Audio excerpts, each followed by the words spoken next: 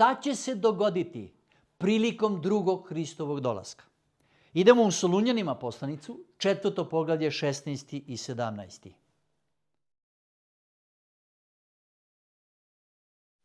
Бидејќи сам Господ со заповед при глас на архангел и при труба Божја ќе слегне од небото и најнапред ќе воскреснат мртвите.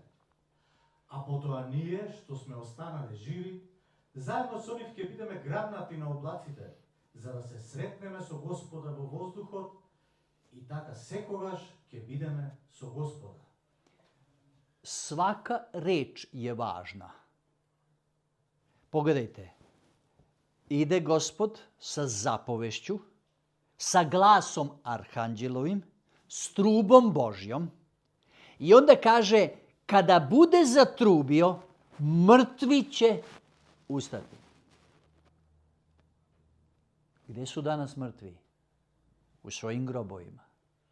Šta smo govorili? Spavaju, ništa ne znaju šta se događa oko njih. Čekaju taj dan vaskrsenja kada Hristos ponovo dođe.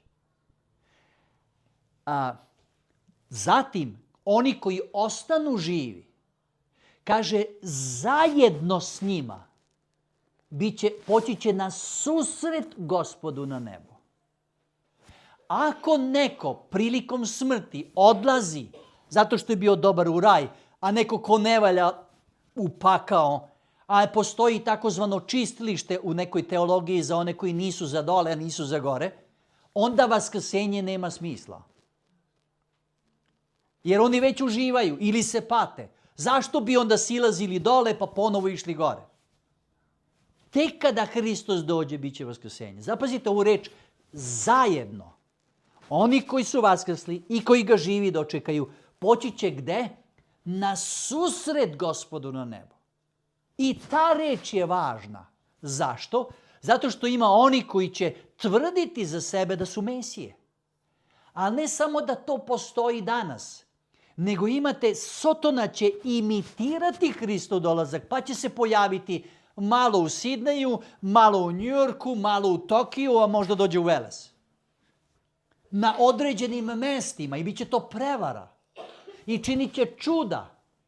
Vaskrsavat će pod znacima navoda putem spiritizma. Da ne bi bili prevareni, treba da znamo šta uči Sveto pismo.